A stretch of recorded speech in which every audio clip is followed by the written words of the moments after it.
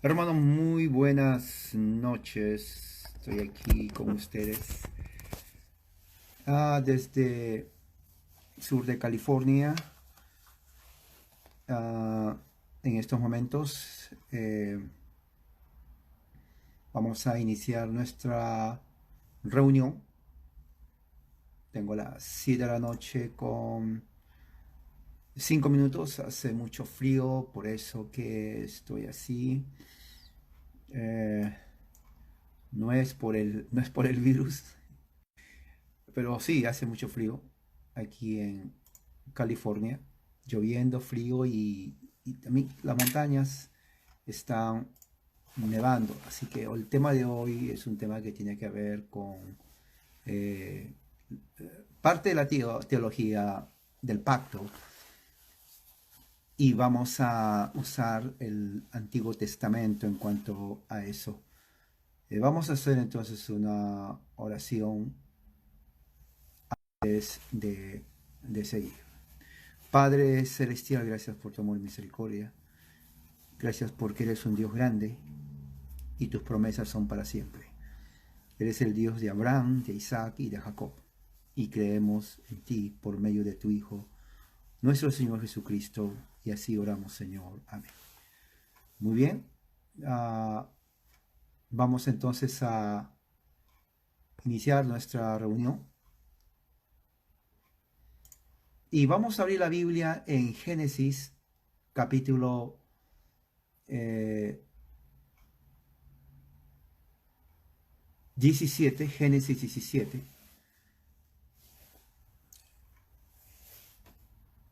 Y vamos a leer ese texto. Génesis capítulo 17. Vamos a leer del 1 al 10. Génesis 17. Vamos a leer del 1 al 10.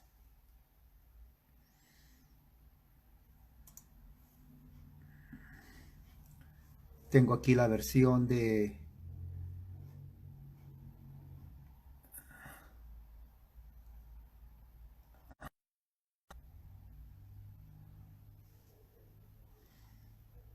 Reina Valera y la versión Las Américas. Voy a usar la versión Las Américas. Si usted tiene la Reina Valera, puede seguirme. Génesis 17, del 1 al 10. El tema es hijos de Abraham. Hijos de Abraham. Dice así la palabra de Dios. Cuando Abraham tenía 90 y el Señor se le apareció y le dijo, yo soy el Dios Todopoderoso, anda delante de mí y sé perfecto. Y yo estableceré mi pacto contigo y te multiplicaré en gran manera. Entonces Abraham se postró sobre su rostro y Dios habló con él diciendo, en cuanto a mí, he aquí, mi pacto es contigo, y serás padre de multitud de naciones. Y no serás llamado más Abraham, sino que tu nombre será Abraham. En español es Abraham. Porque yo te haré padre de multitud de naciones. Te haré fecundo en gran manera y de ti haré naciones. Y de ti saldrán reyes. Y estableceré mi pacto contigo y con tu descendencia. Después de ti, por todas las generaciones, por pacto eterno de ser Dios tuyo, y de toda tu descendencia.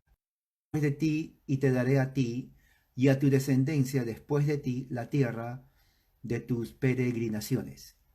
Toda la tierra de Canaán como posesión perpetua, y no seré su Dios, y yo seré su Dios. Dijo además Dios a Abraham, tú pues guardarás mi pacto, tú y tu descendencia después de ti por tus generaciones. Versículo 10. Este es mi pacto que guardaréis entre yo y vosotros y tu descendencia después de ti. Todo varón de entre vosotros será circuncidado. Esta es ah, palabra de Dios. Uno de los temas muy importantes en cuanto a palabra de Dios es que la teología reformada parte bíblicamente de Juan Calvino. Muchos creen que, bueno, seguimos a Juan Calvino, no, no, o Lutero tampoco. Ellos son los exponentes, los que desarrollaron la teología reformada. Pero desde el punto de vista escritural, eso se remonta al texto que hemos visto, en Génesis capítulo 17, inclusive se puede remontar más. Pero ¿por qué Génesis 17? Porque Génesis 17 nos enseña a nosotros las bases teológicas para entender muchas cosas. Número uno, Génesis 17 nos ayuda a entender toda la escritura, toda la Biblia, toda la Biblia. Génesis 17 nos ayuda a entender la conexión que hay entre el antiguo pacto y el nuevo pacto. Eso tiene que tener en mente. Ah, cuando Dios se presenta a Abraham en Génesis 12, le da una orden a Abraham y le dice, vete de tu tierra y de tu parentela a la tierra que yo te mostraré. O sea, ¿quién era Abraham? ¿Por qué Dios se presentó a Abraham? ¿Por qué Dios no se presentó a otras personas? ¿De dónde viene Abraham? Bueno, en el capítulo 11, versículo 27 dice, estos son los descendientes de Taré. Taré engendró a Abraham, a Nacor y Harán engendró a Lot. Vivo su padre Taré en Ur de los Caldeos, lugar donde había nacido. Entonces, Ur de los Caldeos es el lugar donde nació Abraham. No había pueblo judío. Recuerden que raza judía no existe realmente porque no es raza, es una designación a uno de los hijos de Jacob. Racialmente, Abraham era de lo que se conoce la cultura. La cultura sumeria es una de las más antiguas que eh, existió y de ahí surge Abraham. Abraham de allí. Eh, entonces Dios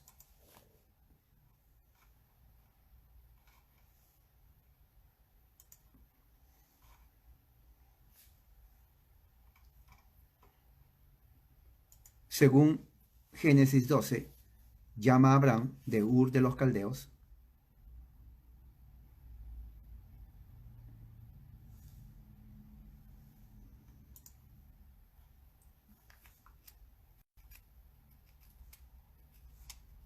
y le dice que deje a su familia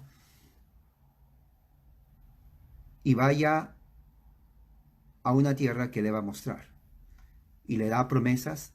Las promesas es que hará de él una nación grande, ¿no? Una nación grande uh,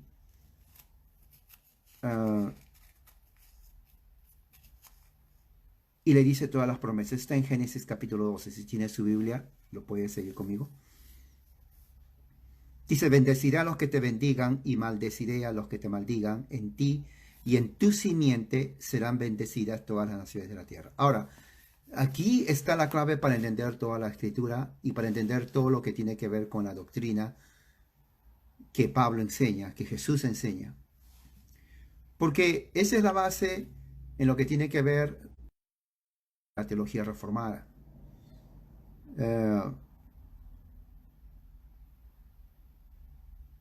Dios saca a Abraham de su cultura sumeria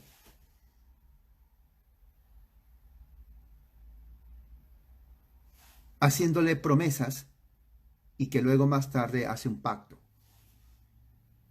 La promesa que está en Génesis 12:2 es que él va a ser una nación grande y le va a bendecir y le va a engrandecer su nombre porque es bendito.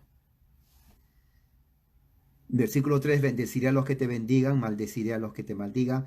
En ti y en tu simiente serán bendecidas las naciones de la tierra. Ahora, esa promesa, versículo 3 del capítulo 12 de Génesis, encierra todo lo que es la teología cristiana. Entiende esto. Si usted quiere entender la Biblia, no lo va a entender diciendo o siguiendo sonríele, Cristo te ama, Dios es amor y un montón de cosas que aparecen en Facebook. Y la gran mayoría de evangélicos que no leen la Biblia ponen amén, amén, amén, amén, amén, amén, amén, amén. Y un montón de amén ponen los evangélicos y no entienden. Cada día, créame, yo prefiero leer otra cosa que leer los memes que ponen los evangélicos porque eh, es algo que más evidencia la ignorancia que hay en ellos. No sea usted parte de eso. Evangelicalismo desconoce todo esto. Desconoce. Pero la doctrina en cuanto a lo que es la iglesia, la doctrina en cuanto a lo que es bautismo, la doctrina en cuanto a lo que es el pacto de gracia, la doctrina en cuanto a lo que es el nuevo pacto, la doctrina en cuanto a lo que es la comunión, la doctrina en cuanto a lo que es la liturgia, la doctrina en cuanto a lo que es los sacramentos. Todo eso tiene que ver con la teología del pacto. ¿Por qué es teología del pacto? Porque teología es el estudio, significa literalmente el estudio de Dios a través de los pactos que ha hecho con su pueblo. El pacto que Dios hace aquí con Abraham es vigente en este momento.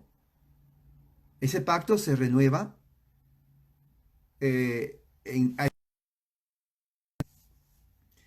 y culmina con la venida de Jesucristo. Entonces, la teología del pacto es simplemente la forma como Dios, según la Escritura, no según Juan Calvino o Lutero, sino la Escritura nos muestra de cómo Dios trata con el ser humano y con su pueblo.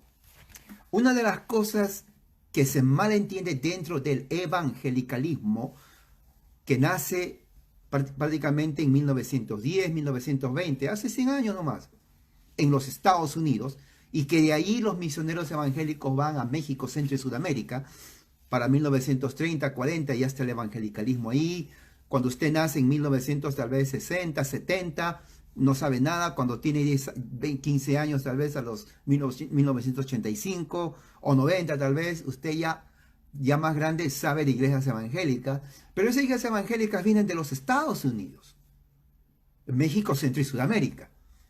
La iglesia reformada, la teología reformada va mucho más atrás. Entonces, dos cosas importantísimas que tienen que entender en México, Centro y Sudamérica. ¿Por qué menciono México, Centro y Sudamérica? Porque eso es Latinoamérica. Allí es donde la teología evangélica, que es una teología floja. ¿Qué significa flojo? Que no es cohesivo. Porque cada secta evangélica tiene su teología como ellos lo entienden. No es teología reformada. Y muchos reformados en Latinoamérica creen que evangelicalismo es reforma. No lo es. Porque la reforma parte y se desarrolla dentro de ciertos principios bíblicos, que es lo que realmente lo identifica de otros grupos que vienen más tarde, como por ejemplo en Estados Unidos el evangelicalismo. Evangélicos son reacios, es como el católico que cuando le dice no te postres ante una imagen de una virgen, ellos no creen eso. Ellos dicen, nací católico y católico voy a morir. O sea, no hay un diálogo para razonar. Evangélico es lo mismo. la influencia de Gigi Ávila en los 70, 80 y otros predicadores populares por ahí evangélicos les han hecho creer a la gran masa de evangélicos en México, Centro y Sudamérica, de que eso es cristianismo. No es cristianismo como tiene que ser. Recuerdo que para el siglo XIX en Estados Unidos, a partir del año 1840, en adelante nacen los mormones, nacen la ciencia cristiana, todo en el siglo XIX. Nace los testigos de Jehová, 1870 en adelante, que son primos de los adventistas luego de ahí también. Entonces, todo son sectas norteamericanas que para después, entrando al siglo XX, comienzan a emigrar a México, Centro y Sudamérica. Pentecostalismo nace en 1910, comienza a expandirse, se viene a América después, durante 30, 40 años será considerado una secta en los Estados Unidos hasta 1940, hace poco nomás, es aceptado. Evangelicalismo se consolida en 1930, 35, 40 en los Estados Unidos. Usted y yo no habíamos nacido. Viene hace poco nomás, aquí, México, Centro y Sudamérica. Así vinieron, poco, evangélicos. Sí, no hay una historia que conecta, una historia evangélica que le conecta, digamos, a la Reforma, excepto el hecho de que no son católicos. La Iglesia Católica tiene historia, raíces profundas en México, Centro y Sudamérica. Los presbiterianos reformados que vienen a América, a México, Centro y Sudamérica, muchos de ellos diluyen el mensaje y no enseñan la teología pactual. Yo he estado en Perú y luego conozco hermanos de Argentina, converso con ellos, y el presbiterianismo, inclusive el más ortodoxo, ha perdido rasgos de lo que es el presbiterianismo, ya sea porque, como dijo un autor peruano, si enseñamos el verdadero presbiterianismo, la gente no lo va a aceptar, como por ejemplo el canto de himnos a capela sin instrumentos, como va de los salmos, como base de la liturgia. Dicen, no, es imposible, porque si hacemos eso, la gran mayoría de gente no va a aceptar el... entonces, se deja ciertos elementos que constituyen el presbiterianismo original para que la gente no se vaya. La gente está acostumbrada a instrumentos musicales, himnos. Entonces, no se puede ser muy rígido, dicen, porque no ayuda al evangelismo. Entonces, ahí empieza el problema. Entonces, se imaginan, y esto ha pasado, esta es la razón por la cual existen muchas sectas, cantidad de sectas evangélicas. Ya el presbiterianismo en Latinoamérica, México, Centro y Sudamérica pierde su identidad. Pierde su identidad.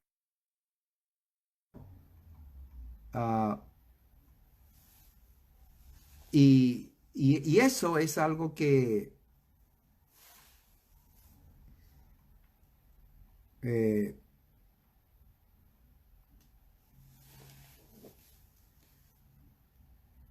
se tiene que tomar en cuenta. Porque cuando no conocen lo que es la teología reformada pactual, entonces ese grupo de personas crecen con una idea errónea de lo que es la teología reformada. Muchos ni siquiera saben lo que es, qué significa ser, por qué están en una iglesia presbiteriana. Pero es la reforma a partir ya de Calvino en adelante, cuando desarrolla lo que se conoce como teología del pacto. Entonces, la teología del pacto enseña que Dios llama a Abraham y le da promesas a Abraham y hace un pacto con Abraham. Y ese pacto con Abraham apunta generalmente a Jesucristo.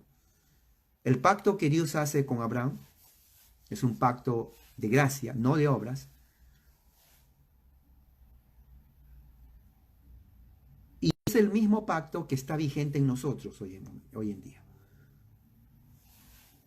Eh, el pacto que Dios hizo con Moisés es un pacto en cuanto, diríamos, temporario. Le da los 10 mandamientos y Pablo lo expone en Gálatas capítulo 3. Eso lo vamos a ver en un momento.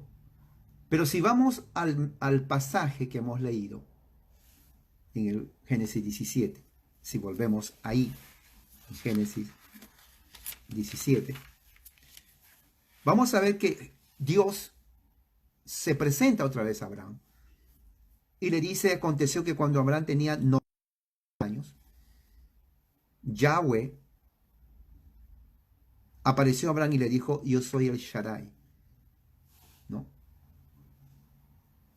Yo soy el Shaddai significa yo soy el Todopoderoso. Shaddai significa el Todopoderoso, es una palabra hebrea, antigua, muy antigua, que significa el sustentador de todo. El Todopoderoso es una forma, diríamos, en español que se traduce, pero su significado es amplio. El Shaddai tiene un significado inclusive del tiempo de Sumeria. Es una palabra antigua que usaban hace más de 4.000, 5.000, 6.000 años, en donde se refiere a todo lo que sustenta al poderoso. La idea era de la palabra el Shaddai, la idea era de una madre que alimentaba a sus hijos para fortalecerlos con fuerza. Entonces, esa es la idea del Shaddai. Cuando dice, yo soy el Todopoderoso, está diciendo, yo soy el sustentador de todo, está diciendo Dios. ¿No? Anda delante de mí y sé perfecto. Quiere decir, sé irreprensible. No perfección de no pecar, porque no hay ningún hombre en la tierra que no haya hecho eso. Pero de acuerdo a la obediencia a Dios. Y aquí está el pacto que especifica lo que tiene que ver la fe cristiana. Tiene que ver, por ejemplo, cómo entender las escrituras. Dice, estableceré mi pacto, versículo 2, entre tú y yo, y en gran manera te multiplicaré. O sea, el pacto que Dios hace con Abraham es un pacto que es inclusive nos incluye a nosotros. ¿Cómo nos incluye a nosotros? Porque dice ahí, te multiplicaré. Entonces Abraham se postró sobre su rostro y habló diciendo, he aquí, y Dios le dijo, he aquí mi pacto establezco contigo y serás padre para multitud de naciones. Ahora, esa promesa que le dice, serás padre para multitud de naciones, tiene que ver con el mismo pueblo de Dios.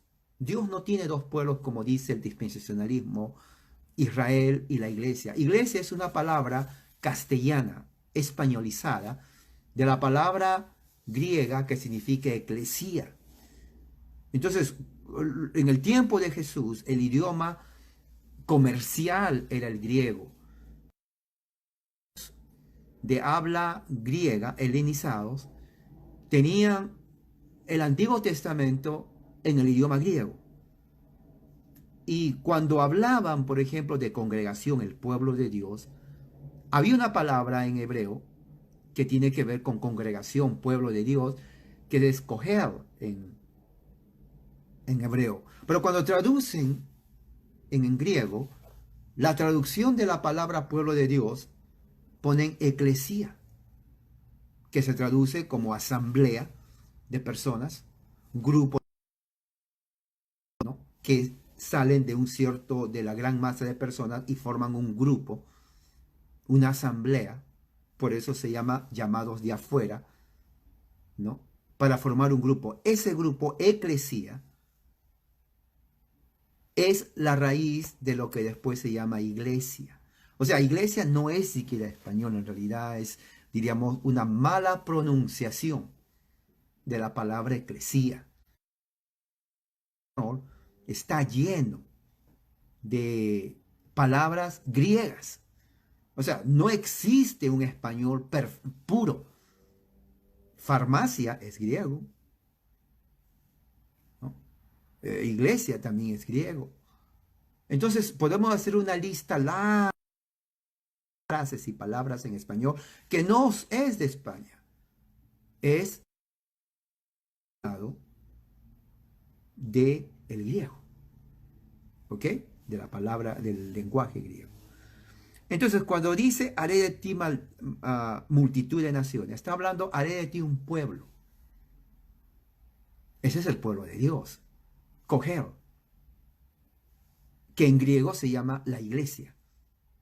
O sea, desde el punto de vista, entonces, del concepto, siempre hubo una iglesia. Siempre hubo una iglesia. Cuando alguien le dice, bueno, la iglesia se fundó con Cristo. No, la iglesia lo creó Dios. Cuando Dios hizo, ¿no? Llamó a Adán, inclusive le dio la promesa, llama a, a Abraham y le da el pacto, establece un pacto. Entonces está diciendo ahí, hay un pueblo aquí, un pueblo del pacto. Y aquí en el versículo, cómo ser parte del pueblo de Dios. Y esto no ha cambiado. Ha cambiado la administración, cómo se administra, pero el pacto sigue vigente. ¿Qué dice? Dice, Abraham, su nombre Abraham, sin H, se postró y Dios le dice, mi pacto establezco contigo, serás padre para multitud de naciones y tu nombre ya no será llamado Abraham, sino será llamado Abraham, porque te he constituido por padre de muchas naciones. O sea, aquí estamos viendo la universalidad del mensaje del Evangelio y también la universalidad o la catolicidad. O sea, el pueblo de Dios, que se llama hoy iglesia, cuando se traduce el griego al español iglesia, está aquí, en Génesis 17. Si la Biblia lo tradujéramos, el Nuevo Testamento lo tradujéramos en español, digo en hebreo, entonces leeríamos Cogel, porque es asamblea, porque es grupo de personas. Entonces, siempre existió el pueblo de Dios. Ahora, en el tiempo de aquí estamos viendo, entonces está empezando el pacto con Abraham y sus descendientes. Le dice, te estableceré y serás padre para multitud de naciones. Él es padre, Dios le establece como padre. Y Pablo lo considera así. Eso lo vamos a ver en Gálatas. Y tu nombre ya no será llamado Abraham, sino Abraham, porque será constituido como padre de muchedumbre de gente. Te multiplicaré en gran manera y de ti saldrán reyes. Estableceré mi pacto, ahí dice 7, entre tú y tu descendencia. ¿Cuál descendencia está hablando? Jesús, Pablo lo llama así. Cristo es su descendencia. Entonces el pacto se cumple en Jesús. Ese mismo pacto que Dios hizo con Abraham se cumple en Jesús. Eso lo vamos a ver en un momento. Y esto va a ser después de ti por generaciones, por pacto perpetuo, pacto eterno, para ser tu Dios personal, Él es su Dios, y de tu descendencia después de ti. ¿Qué quiere decir eso? Que todos aquellos que están en el pacto de Abraham, todos aquellos que están en el pacto de Abraham, Dios es el Padre de ellos. Todos aquellos que están en el pacto de Abraham, Dios es el Padre de ellos. Porque hay un pacto. El pacto no se puede quebrantar. Hay una promesa. La promesa se sella en el pacto. Dios prometió y lo consolida en el pacto. Entonces, dos cosas por las cuales, como dice el libro de Hebreos, que Dios no puede engañar, es la promesa que le da a Abraham y el pacto también que firma con derramamiento de sangre. Entonces dice, ¿no? Y te daré a ti y a tu descendencia, después de ti, la tierra en que moráis, toda la tierra de Canaán, en heredad perpetua y seré el Dios de ellos. Ahora, desde el punto de vista nacional, Dios promete una tierra a Abraham, una tierra física, y se los dio. Pero Dios está mirando no la tierra de Canaán en sí, literal, sino el mundo entero. ¿Cómo sabemos eso?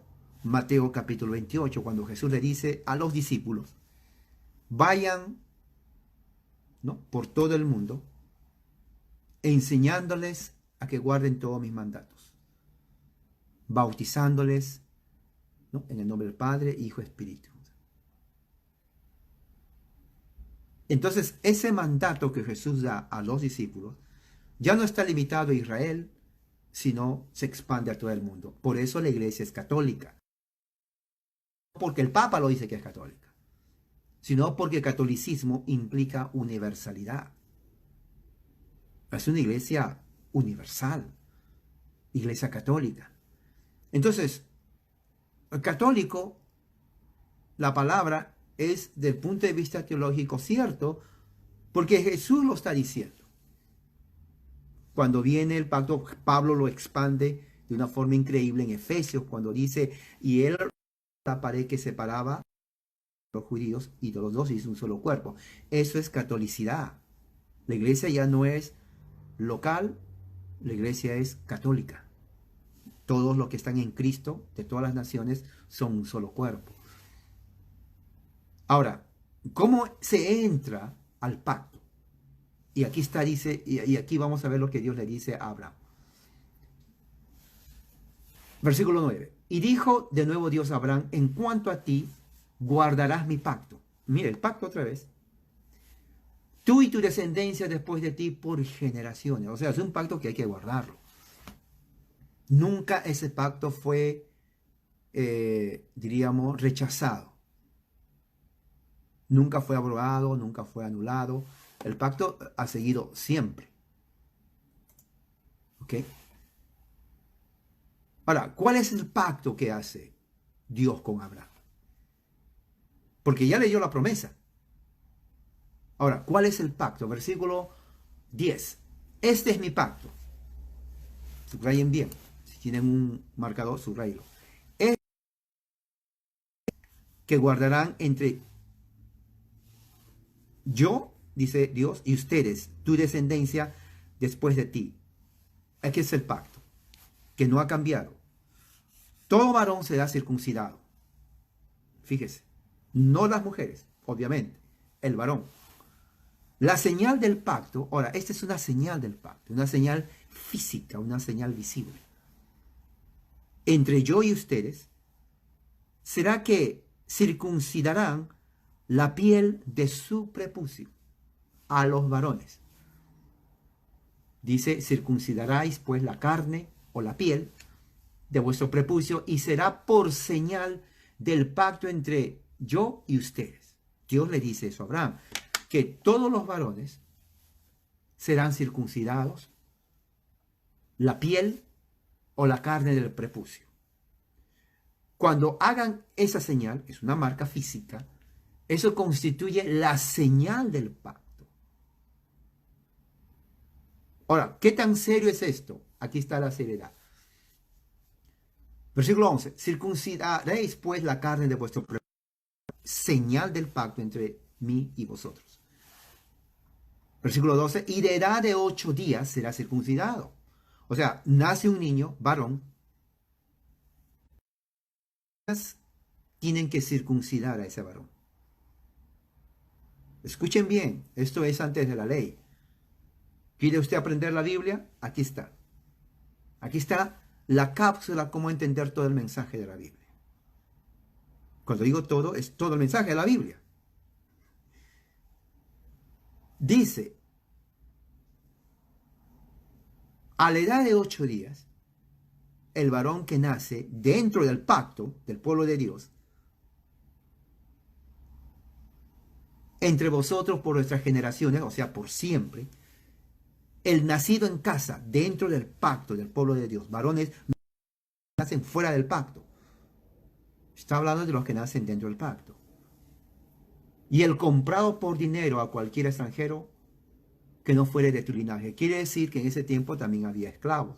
Entonces, todos aquellos que eran esclavos y que se les compraba, pero vivían en la casa, la familia del pacto, también sus hijos tenían que ser circuncidados a los 8 días. Ahora, algo muy importante aquí. Dice ahí que este pacto sería por generaciones. No dice en ninguna parte aquí que ellos tenían que esperar que el niño crezca y se le pregunte, José, Dios mandó a cortar el prepucio de los varones. ¿Quieres que te corten el prepucio? Tú haces la decisión. No había eso. No se tenía que esperar para que José tenga uso de razón y diga, bueno, yo creo que sí quiero que me corten. Otros no. No, no, no. No se le preguntaba al niño ni se esperaba que el niño crezca.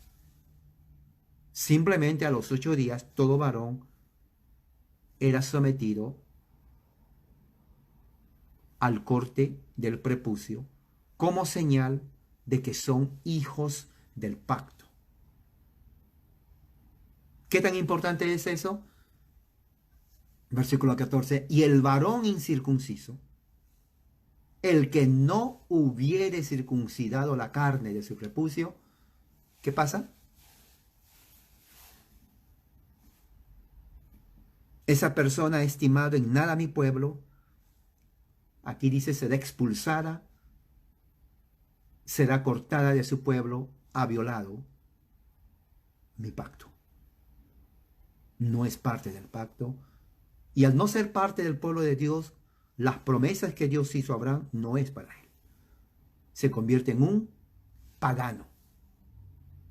Fuera de la gracia de Dios, fuera del pacto de Dios, fuera de la bendición de Dios. ¿Por qué?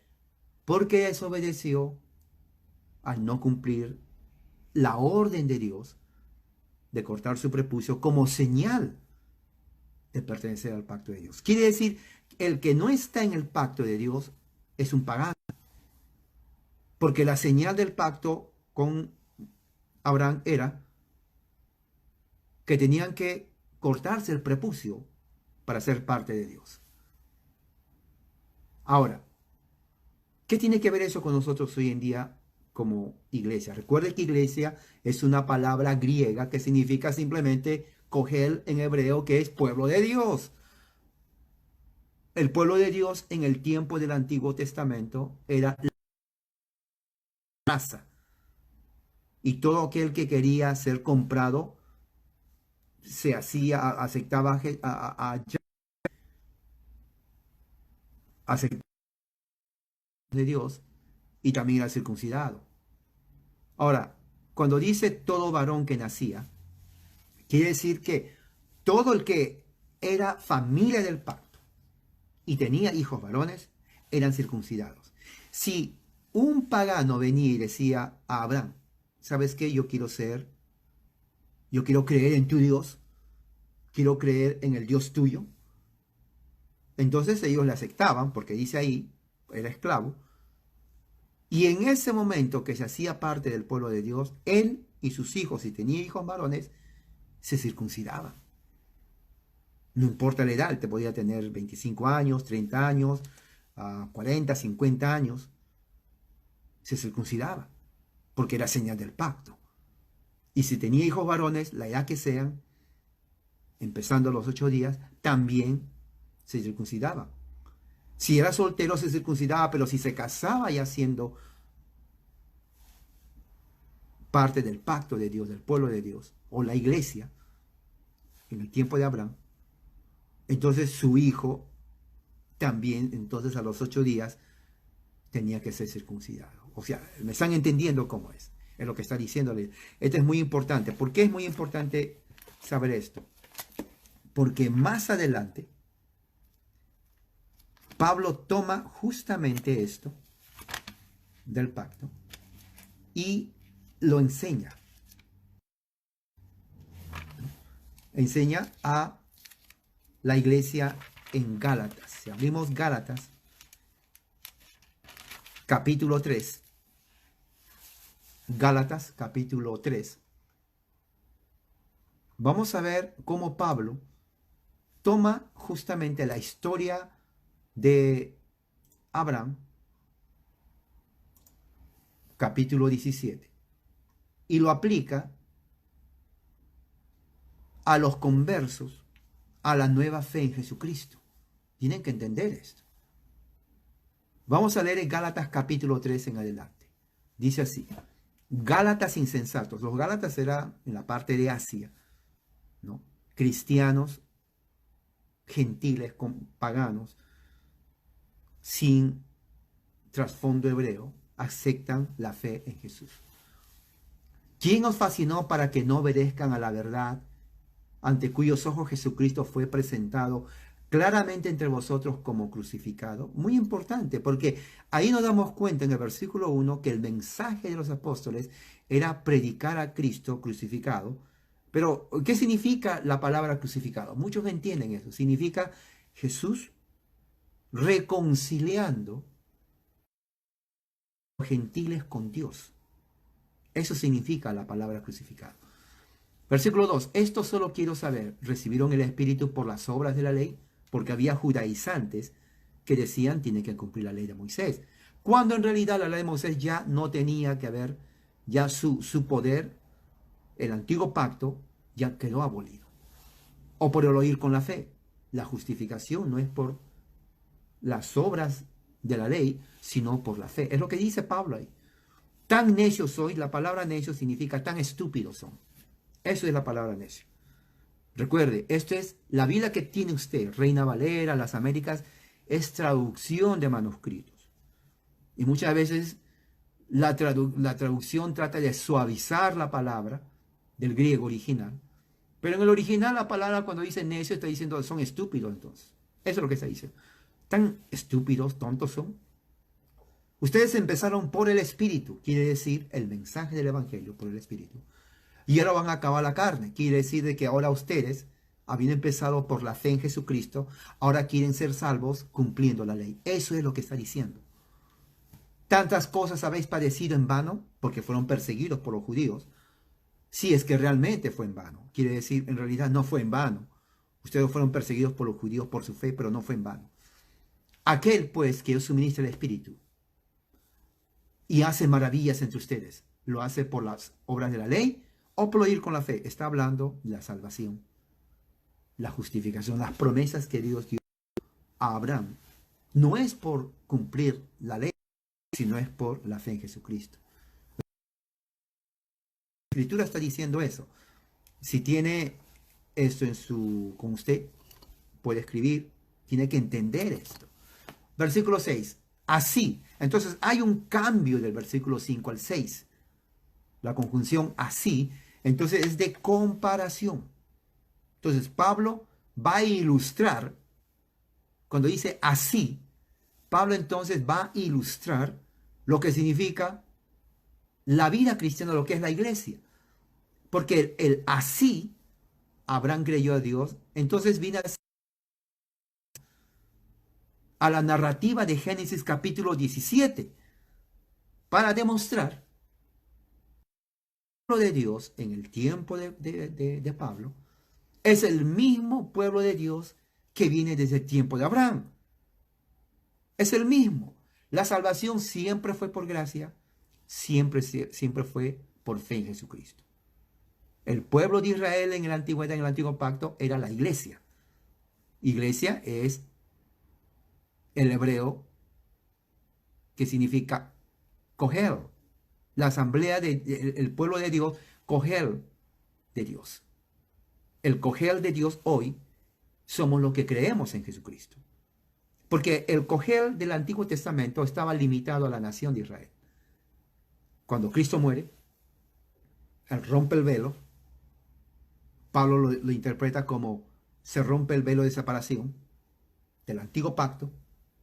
Y entonces los gentiles, los que no son herederos, vienen a formar parte de todas las promesas de Abraham cuando ellos creen en Jesucristo.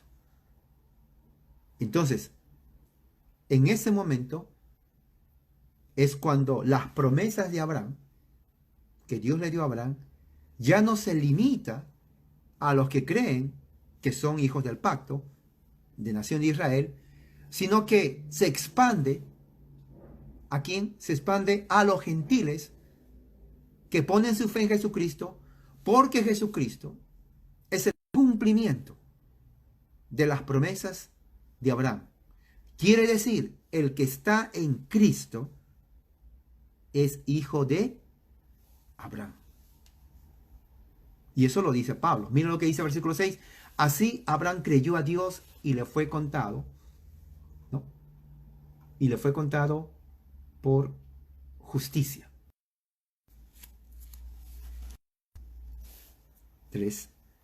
Y eso está en Génesis 15, 6. En Génesis 15, 6, principio de las Escrituras.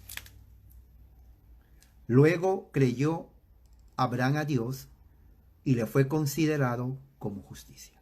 Ahora, recuerde, cuando Abraham cree a Dios y le fue considerado como justicia, Dios todavía no le cambió el nombre a Abraham, porque su nombre primero era Abraham, con M. Pero Dios le cambia de Abraham a Abraham. En inglés se hace más la diferencia porque la H se pronuncia como J. Abraham, con M. Abraham. Abraham, Abraham, Abraham. Entonces, cuando Abraham cree a Dios por fe y es justificado delante de Dios, entonces Dios recién le cambia el nombre y le dice, como tú has creído a mí, entonces tu nombre ya no es Abraham, tu nombre es Abraham, porque a partir de ahora hago un pacto contigo. Y para tu descendencia, tu semilla que es Jesús. Pueblo de Dios, el Cogel. Nosotros somos de Cogel de Dios.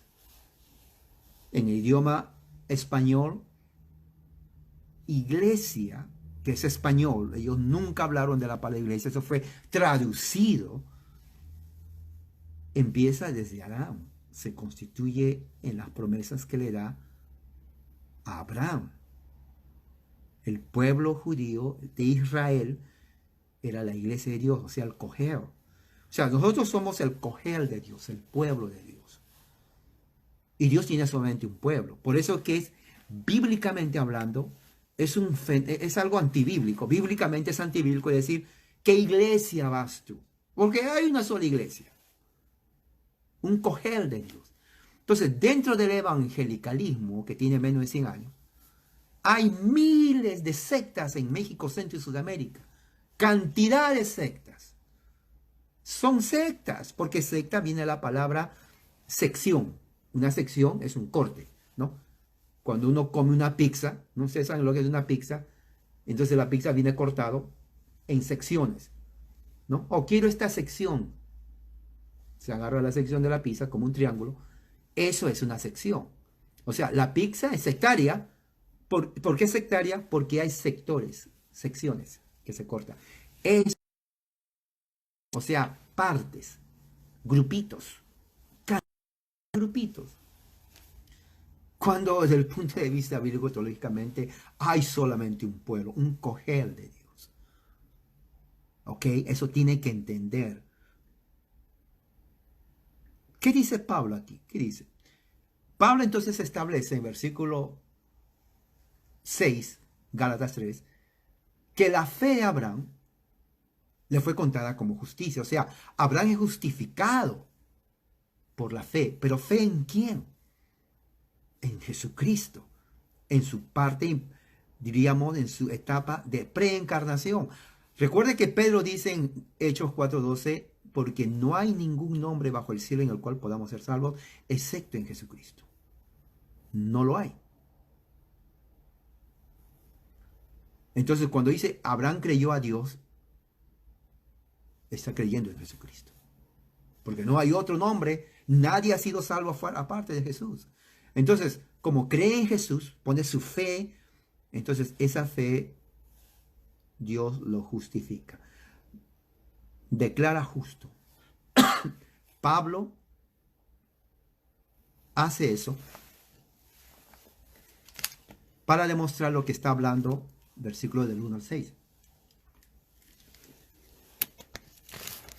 Versículos del 1 al 6, Pablo está hablando de que la fe cristiana no está basada en la ley, en el cumplimiento de la ley, sino por la fe. Eso es justificación por la sola fe. Las obras del hombre no entran en la justificación. Las obras del hombre es el resultado de obedecer a Dios. Pero no nos salva, en ninguna manera nos justifica. Es por la sola fe. Y mira lo que dice el versículo 7. Sabed, por tanto, que los que son de fe, estos son hijos de ¿quién? De Abraham. Ahí está. Pablo interpreta que nosotros, aquellos gentiles, nosotros somos gentiles, que hemos creído en Jesucristo, así como Abraham creyó a Dios, nosotros nos constituimos por la fe en Jesucristo en hijos de Abraham. Lo cual implica que si somos hijos de Abraham, somos de su casa, y las promesas que Dios hizo a Abraham, ¿para quién quieren que son? Para nosotros. Entonces nosotros, herederos legítimos de las promesas que Dios hizo a Abraham por la fe en Jesucristo. ¿Y qué dice el versículo 8? Y la Escritura, previendo que Dios había de justificar por la fe a los gentiles, o sea, ya estaba profetizado que los gentiles iban a ser parte de las promesas de Abraham. Dio de antemano la buena nueva evangelio. El evangelio se predicó en el tiempo de Abraham. Ahí dice, dio de antemano la buena nueva a Abraham diciendo, en ti serán benditas las naciones de la tierra. Eso es el evangelio. Entonces, cuando Dios le dijo a Abraham, en ti serán benditas las naciones de la tierra, estaba diciéndole el evangelio del reino. O sea, el evangelio del reino es, en ti serán benditas las naciones de la tierra. ¿Por qué dice en ti? Porque de él va a salir la simiente que es Jesucristo. Y cuando ponemos nuestra fe en la simiente que es Jesucristo, entonces nos constituimos también en hijos de Abraham. Y las promesas que Dios hizo a Abraham es para nosotros. Ese es el evangelio. Ahí está. No estoy diciéndolo yo. Léalo bien. Ahí está. Dice, en ti serán benditas las naciones de la tierra. Otra vez. Usted tiene que aprender a leer y estudiar las Escrituras. En ninguna parte de la Biblia nos dice que tenemos que aplaudir y saltar, que es lo que hace la mayor cantidad de evangélicos y pentecostales. Eso a usted no le va a ayudar absolutamente nada, y lo tengo que decir ahora y lo voy a repetir. Saltar y aplaudir no le justifica y ni siquiera es parte de la liturgia de Dios. Pero la gran cantidad de evangélicos en México, Centro y Sudamérica, que son millones, hacen lo que Dios no pide que hagan, que es saltar y aplaudir. Claro, se entretienen, sudan, las manos están rojas, pero no es requerimiento de la liturgia. Usted no sale edificado. Nada, es la verdad. No sale edificado de ahí nada. Leyendo la Escritura, estudiando la Escritura, es donde se adquiere el conocimiento de lo que Dios está hablando. Entonces, la Biblia, la Escritura, ya nos dice que Dios en el tiempo de Abraham le dijo, le predicó el Evangelio y le dice, en ti serán benditas las naciones de la tierra. Ese es el Evangelio, subráyalo. Por eso dice el versículo 9, de modo que los que son de fe, por lo tanto, son con el creyente Abraham. O sea, Abraham lo llama creyente, Abraham es parte del cogel de Dios. El cogel de Dios es el pueblo de Dios. Decía. Y se habla mal en español con el nombre de iglesia. Porque eso es. Iglesia es un griego mal hablado. Iglesia. Entonces, pueblo. Estaba limitado antes a la nación de Israel. Hoy en día es Israel y los gentiles que creen en Jesucristo. Que creen en Jesucristo. Somos parte del pacto. Todas las bendiciones vienen de Abraham, vienen a nosotros en Jesús. ¿Dónde lo dice eso? Versículo 14. Para que en Cristo, Jesús, la bendición de Abraham, mire, alcanzase a los gentiles, a fin de que, por la fe, recibiésemos la promesa del Espíritu. Entonces, ¿cómo vamos a recibir las bendiciones, las promesas de Abraham? Cuando nuestra fe está en Jesucristo. Eso se tiene que entender. Ha existido. El pueblo de Dios siempre ha existido. No es que aquí terminó Israel. No, siempre ha existido. Es más, aún en el Antiguo Testamento, como dice ahí en Génesis 17, si gentiles querían unirse con Abraham, los aceptaba como parte del pacto, pero tenían que circuncidarse. Y esto nos lleva justamente a lo que es la señal del pacto. Entonces, ¿cuál es la señal del pacto? Bueno, la señal del pacto está que en el Antiguo Testamento, en el tiempo de Abraham, era la circuncisión. Pero era justamente hecho a los varones. Pero ahora ya no se limita a los varones. Ahora va más allá de los varones, incluyen dos cosas. A las mujeres y dos, incluye no solamente a israelitas, sino a gentiles. Mira lo que dice Efesios capítulo 2, versículo del 11 en adelante. Por tanto, acordaos de que en otro tiempo ustedes, gentiles, en cuanto a la carne, eran incircuncisos. ¿Sabes? Por la llamada circuncisión hecha con mano. Ningún pagano se circuncidaba. En aquel tiempo, antes de que conozcan a Cristo, estaban sin Cristo, alejados del pueblo de Dios, del pacto de Dios, ajenos a los pactos de la misma, gentiles, nosotros, sin esperanza y sin Dios en el mundo. O sea, estamos totalmente condenados. ¿Sí? Versículo 13 viene a ser la conjunción de tiempo, porque hay un cambio. Versículo 11 y 12 es antes de Cristo. Versículo 13, una vez que conocemos a Cristo. Pero ahora, tiempo presente, Pablo hablando a los gentiles en Cristo Jesús, recuerda, la clave es Cristo. Nosotros que en otro tiempo estábamos lejos del pacto de Dios, lejos de Dios, lejos de la esperanza de Dios, en Cristo hemos hecho cercanos por la sangre de Cristo. Ahora, ¿cómo el gentil pasa a ser parte de las bendiciones de Abraham? Cuando cree en Cristo. ¿Y por qué? Porque Jesús, cuando muere en la cruz del Calvario, cumple dos cosas: la propiciación por los pecados y la expiación de los mismos. Propiciación significa que Él satisface la ira de Dios y la expiación limpia el pecado.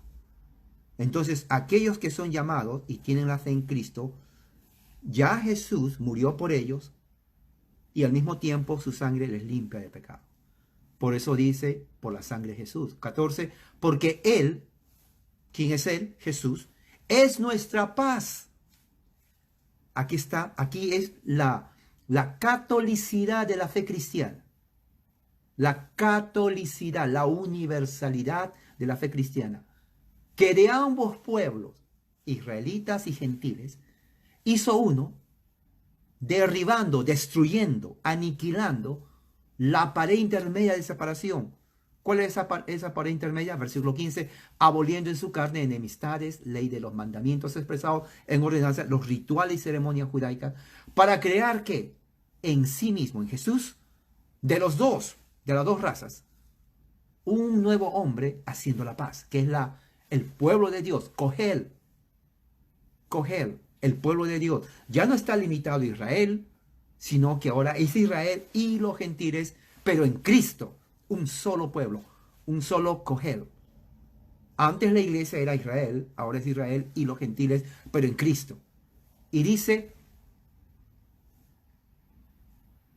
haciendo la paz y mediante la cruz reconciliar con Dios a ambos. Una vez que rompe la pared y tanto judíos y gentiles vienen a ser parte del pacto en Cristo, entonces le dice, Padre, ahora sí, voy a hacer la amistad. Voy a reconciliar a todos estos elegidos que tú me dices contigo. Y los voy a reconciliar porque ellos han creído en mí. Yo soy la propiciación de ellos y al mismo tiempo he expiado sus pecados. Ahora, con mucha confianza, porque creen en mí, son tus hijos también. Y están en paz contigo. Eso es lo que hizo Jesús. Y recuerde, hay también una señal.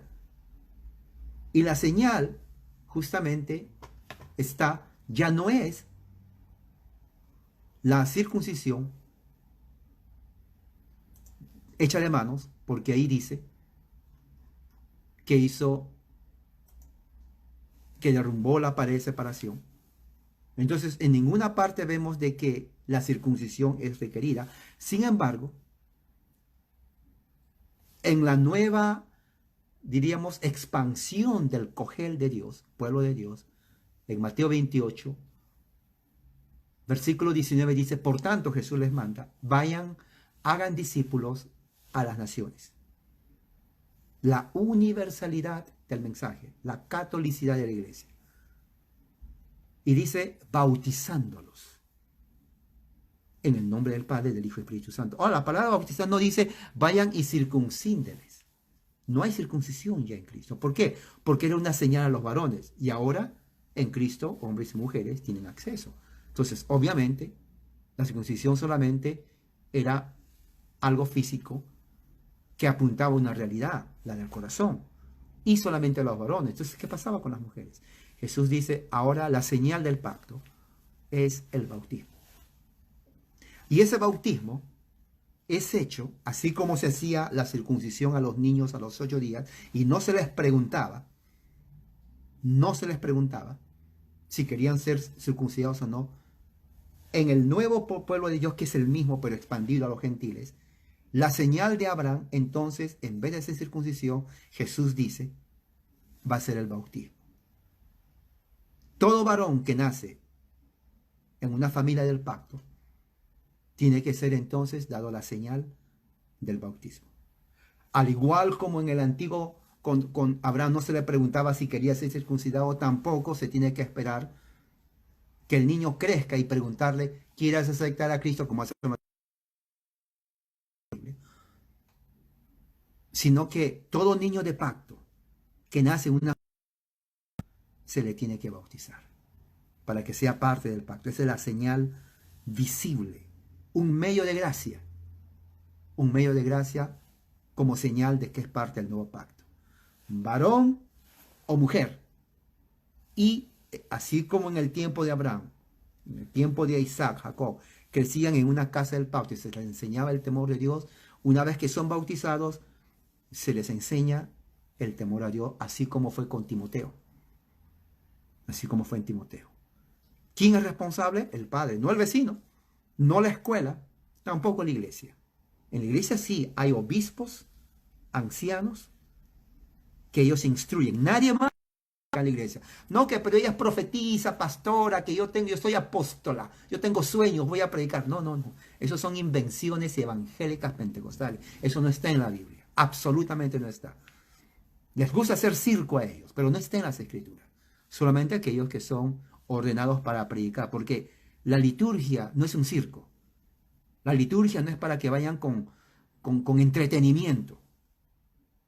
No es un teatro, es liturgia. Respeto a Dios. Entonces, como hay respeto a Dios, solamente los ministros son los que administran la palabra y administran todo lo que tiene que ver. Y la congregación, en paz, en amor, recibe la palabra con hambre y con respeto al Señor. Eso es simple pero profundo. No que saltar y aplaudir. No, porque eso no enseña las Escrituras. La Iglesia Presbiteriana Reformada justamente rescata eso para enseñar el verdadero evangelio. Entonces, el bautismo se constituye señal y sello de aquellos que son parte del nuevo pacto. Y si alguien grande, adulto, cree en Jesús, entonces también recibe la señal y sello del bautismo. Pero si ese adulto tiene hijos pequeños, también los hijos pequeños reciben la señal del bautismo. Y si tiene también esclavos, tal vez no, ya no hay esclavos hoy día, pero si tuviera alguien más, en su casa, como en el tiempo de Pablo, todos ellos son bautizados. Porque ese es el modelo bíblico. Recuerde lo que dice Gálatas 3. Son hijos de Abraham. Y Abraham recibió el mandato de Dios que todo varón que abre la matriz a los 8 días tiene que ser circuncidado. Hoy en día ya no hay circuncisión, no hay mandato de hacerlo, pero sí está el mandato de bautizarlos. Si usted pone su fe en Jesús y no es circuncidado, en el tiempo de Abraham, tenía que ser circuncidado. Ahora en Cristo tiene que ser bautizado. Pero tengo hijos pequeños, tráigalo y se les bautiza. La enseñanza evangélica de, bueno, tengo que esperar que tenga 40 años a ver si quiere. No, no existe nada de eso. No existe, eso es una invención. Y de que, lo tengo nosotros que, como dice dedicar al Señor. No, no existe esa dedicación. Eso fue en el antiguo pacto.